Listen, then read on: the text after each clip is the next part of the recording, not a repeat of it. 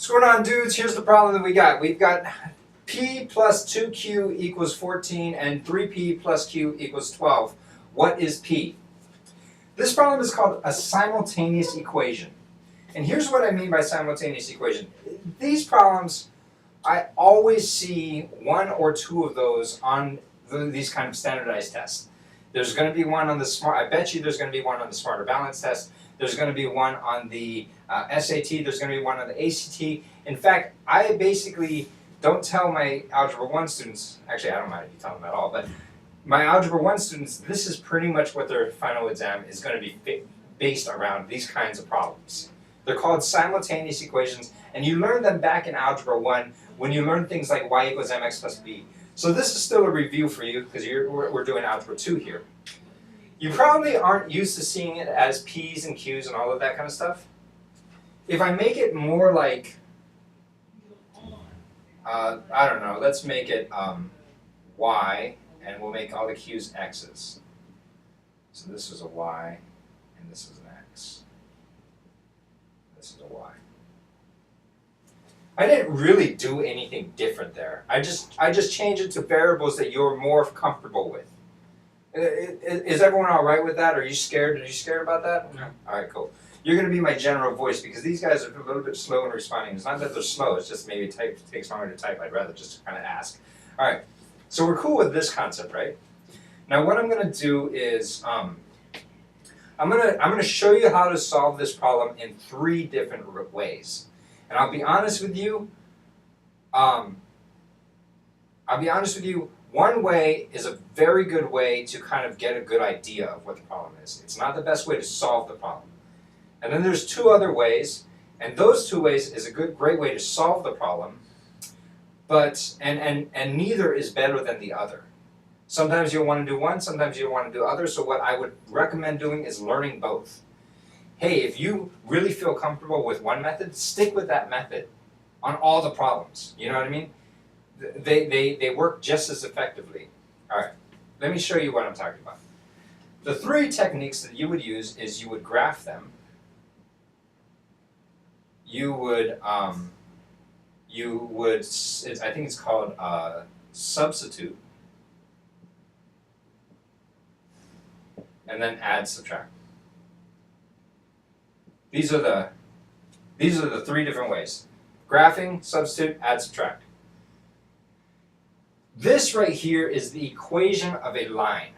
Do you see it? The y. Well, it's this whole thing, not just the y, but the y plus 2x equals 14. Maybe if I write it a little bit more like this, y equals negative 2x plus 14. Do you understand how I got the negative 2 there? No. Okay, I took this 2x over here, this positive 2x, and I subtracted him over to the other side. Oh. That's all I did. And the reason why I did that is because I wanted y all by itself. That's all I did. Oh, right. Okay. Now can you see that this is more looking like the familiar equation of a line? Yeah. That's the y equals mx plus b, m being what? It's just the number in front of the x bar. Okay. Now, this guy's brilliant. He has trouble with math sometimes, so I'm not trying to just put you on the spot or tease you or anything. I'm glad you came in. But I'm going to ask you questions. I'll help you out through the process, but I'm never going to try to put you on the spot and embarrass you. All right, so this is the m, and that's negative 2. That means the slope of this line goes down 2. Down 2 for every 1 you go across. You remember this? Yeah. Vaguely? Usually we write that as a fraction. Since there is no fraction there, we could write it as 2 over 1, and it's the same thing. This right here is the b. Do you remember what the b represents? I'm asking this online as well. What does the b represent? Run. Nope. This is the rise over run, so this represents both the rise and the run. The b, on the other hand, represents not the slope. Kaylin's got it, the y-intercept. Exactly, it's called the y-intercept.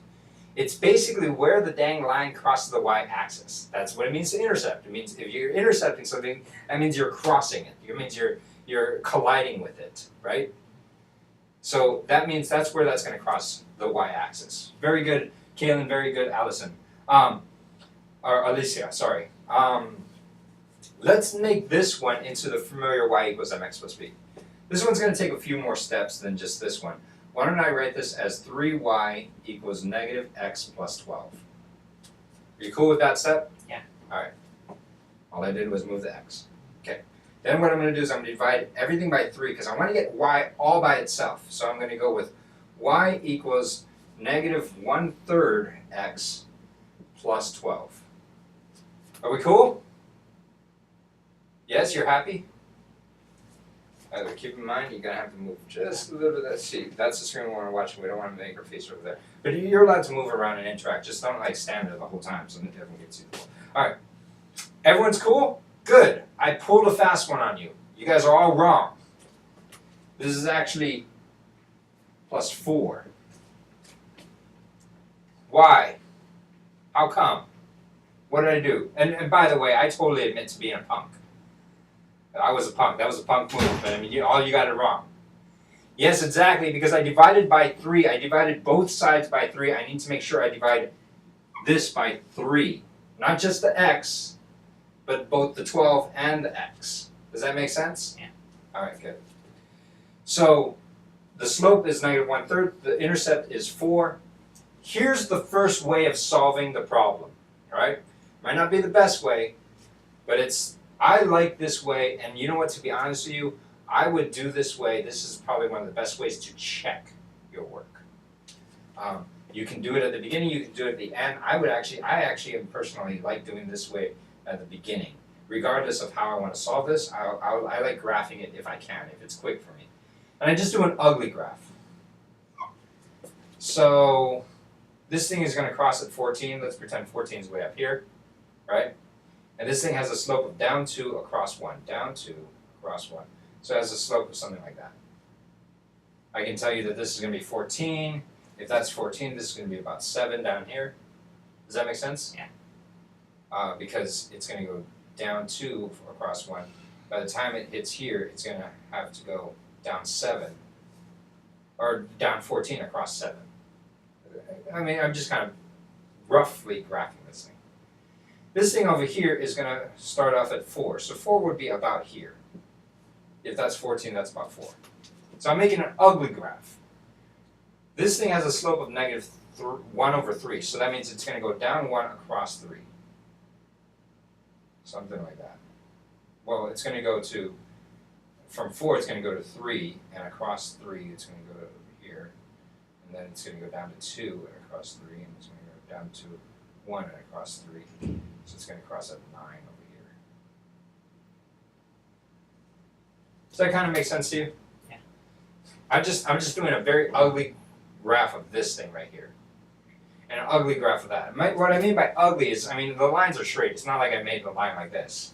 What I mean by ugly is, I mean, I didn't use a protractor or a ruler and measure out all of these things and make sure all my lines are straight or get out graph paper. I just kind of made a simple whatevers.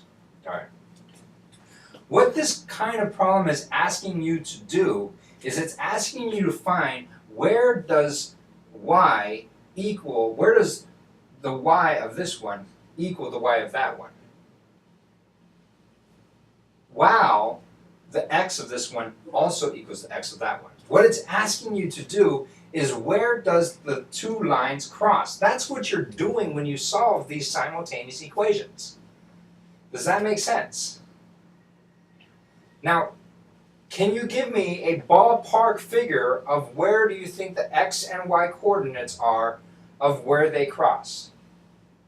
Do you think they cross at, like, all right, so we need an x and a y number.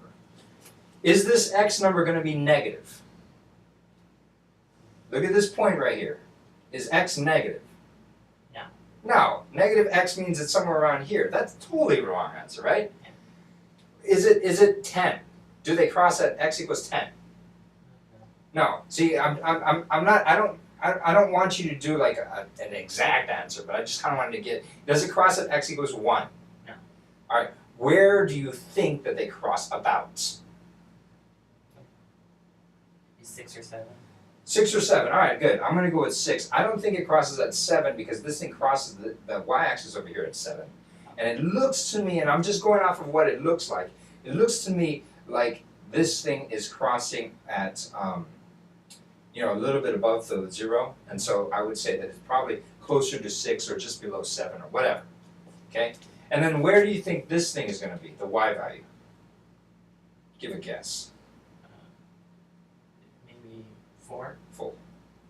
4 is over here, so it has to cross lower than that. 3? Yeah, all right, fine, 3.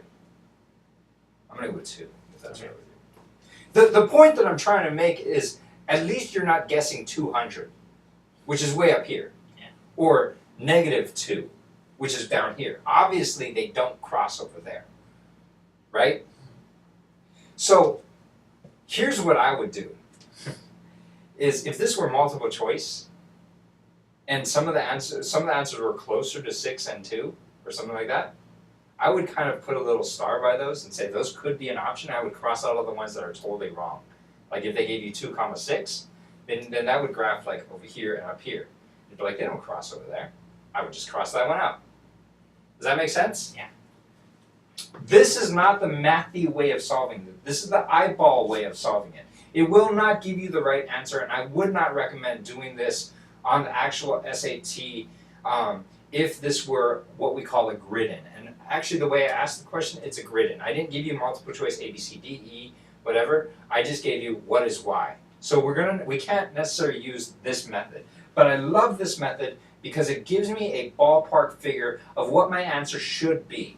And I know that if I use this method or this method, if I don't get an answer close to 6.2, then I'm just straight up wrong. I would be surprised if it's exactly 6.2, but hey, it could be. Where's my, here it is. I'm gonna erase this. So our guess was 6.2. I'm just gonna put that up here and just leave it at that. I just need more room, I erase that. Let me show you the different ways of the substitution method, okay? The substitution method is if this x and this y is the same, or this x and this x is the same, and this y is the same, then what I could do is I could take one of these equations, like let's say this one, solve it for y or x, it doesn't matter, solve it for one of the variables, then rewrite this thing, but instead of writing y, I'll substitute what it's equal to. Let me show you what it is. I'm going to use the substitution method. I'm going to just make this as y equals -2x plus 14. You're not scared of that anymore because all I did was I moved the 2x over. Okay? Then what I'm going to do is I'm going to rewrite this problem right here, 3y, but instead of writing the y, it told me that y is equal to -2x plus 14.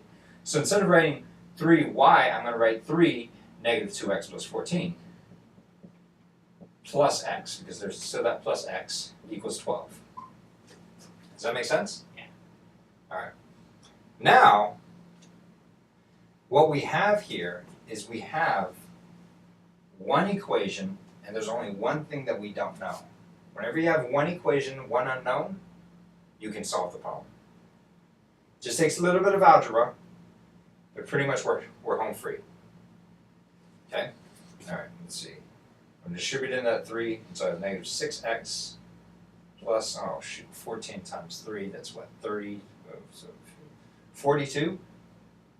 42 plus x equals 12, and then -5x equals -30. You see what I did there? Okay. And then x equals 6. Oh, snap! We actually got really close. X equals 6. If x equals 6, then what you could do is you can just, now that we know x, we can take that x and plug it in anywhere we want for y, and solve for y. So let's just plug it in here. Why? Why should we plug it in here? Because they're smaller numbers. And I like dealing with smaller numbers. Plug 6 into there, you got y plus 12 equals 14. That tells me y equals what?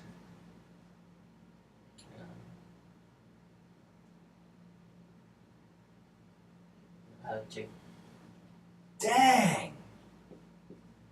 We hit the answer right off the bat. That's awesome. All right. That was really just luck that we got that. But at least our answer got very close to what we guessed. Yeah. Not only very close, I mean it was exactly what we guessed, which is pretty awesome. I mean, I honestly didn't expect that. We cool with that? All right. That's the substitution method. I'll tell you when to use the substitution method. You'll want to use the substitution method when you look at the two equations, right? By the way, all right, here, let me finish this slide and then I'll tell you something else. You want to use the substitution method when you look at these two equations and you see that, hey, I can solve for one of these variables very quickly. I could solve this one for x if I wanted to. I just take the 3y and put it on the other side. I could solve for y very easily in this one. I just take the 2x and put them over there. That's when I want to use the substitution method. If you had something like 4 and 7 or something like that, then you don't really want to use the substitution method because solving for one of these variables would not be easy right off the bat. Does that make sense? Yeah. All right. So the substitution method's a great method. The second one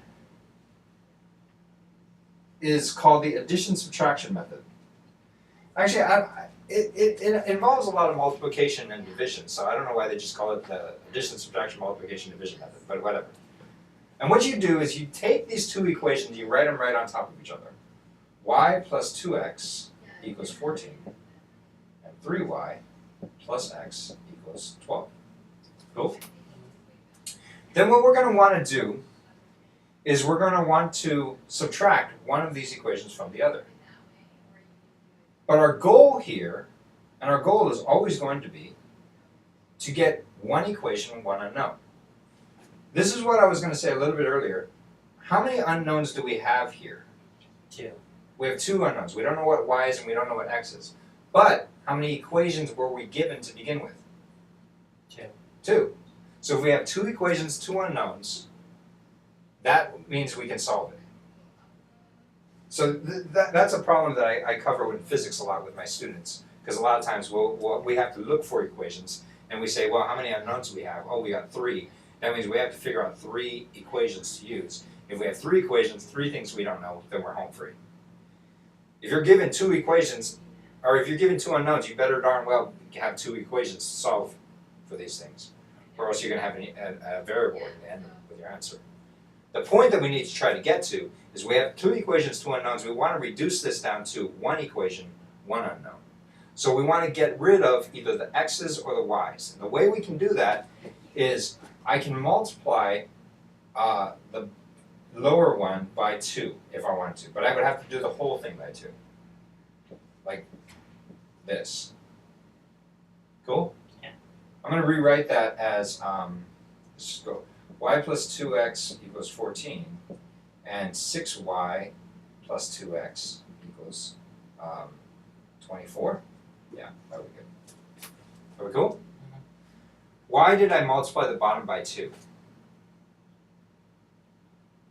You understand Because what I did, but why did I do it? Come on, online, you guys can chime in too. Help Sam out.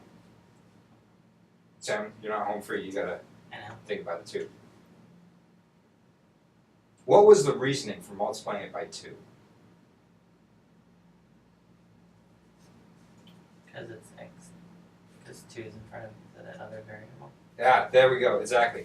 Because ultimately what I'm going to do is I'm going to subtract these 2. And I want to have them cancel each other out. So I want to make this thing have a 2 in front of it, because 2x minus 2x will give me 0x. And then yippee-ki-yay, I've actually gotten one of the variables rid of. I got rid of one of them. Not very good English today. Instead of subtracting things, I like multiplying by -1 and then adding things. It's just a practice that I've picked up that I think is very good for you guys to do as well. That was like the, really? Okay, all right. So I would multiply this bottom one by -1, and that basically means negative, negative, negative. You change all the signs in front of it. Does that make sense? If there was a negative out in front, I would change it negative, positive, negative, right? If there was a positive on the other side, I just made negative, negative. And now I can add it straight up and down.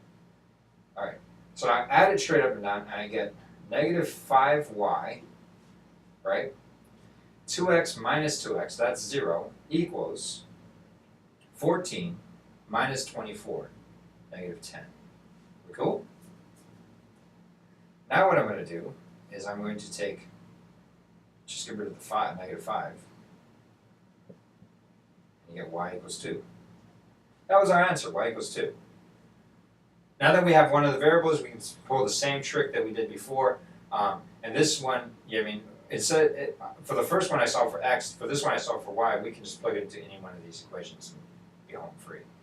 It's up to you which one you want to do. Why don't we choose that equation just because to be different. We have 3 times 2 plus x equals 12, so 6 plus x equals 12, so x is equal to 6. Cool? So that's using addition subtraction method. I taught you the substitution method. Personally, when I'm taking a look at these two problems right here, when I'm taking a look at this initial problem, I would initially go for the substitution method. Because solving for one of these variables seems easy. The addition subtraction method doesn't seem that much tougher. It's not really that much harder, but I think initially my brain would gravitate towards substitution method. I'm just surprised that when we graphed it, it ended up being pretty similar. So what I would do when I'm faced with this kind of problem is, to be honest with you, if I had the time, I would use the substitution method, and then I would graph it and see if my graph kind of corresponds to what my answer would be. And I say, okay, my answer is reasonable. Because a lot of times you can mess up a negative sign over here. You can accidentally put negative, negative, and forget that one. And then you're going to have these answers that are just absurd. But you won't know if it's absurd unless you graphed it. And then after you graph it, then you realize, oh, wait a second, I screwed something up. Does that make sense? Simultaneous equations, it's really important. Those are 3 different methods right off the bat. Okay, cool.